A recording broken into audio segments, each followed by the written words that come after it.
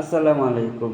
আর কয়েক মাস পরে বা কয়েকদিন পরে চলে আসবে মহরম মাস। এই মাসে আমাদের মুসলিম উম্মার জন্য করণীয় শোক, বেদনা, দুঃখ, আহাজারি, মাতম, এভরিথিং অনেক কিছু আমাদের এই মাসে করণীয় উচিত। কেননা এটি একটি ইমানির বিষয়। ইমানকে তাজা করতে হলে, কলবকে জিন্দা করতে হলে, ইসলামের প্রতি আদব থাকতে হলে আমাদেরকে এই মাসটিকে স্মরণ করতেই হবে। ইমাম হুসাইনকে স্মরণ করতেই হবে, কেননা ইমাম হুসাইনই আমাদের এই ইসলামকে প্রতিষ্ঠাতা করেছেন কারবার মহল্লা এই 10ই মহরমের দিন। অতএব যারা মুসলিম উম্মার জন্য আছেন, যারা মুসলিম হিসাবে আছেন, তাদের সকলেই উচিত এই মাসটিকে স্মরণ করা।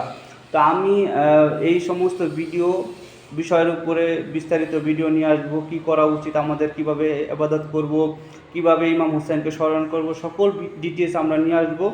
তো আমাদের এই ভিডিওটা আসবে, আপনারা আমাদেরকে সাপোর্ট করুন। সকলে ভালো থাকুন, দোয়া করুন।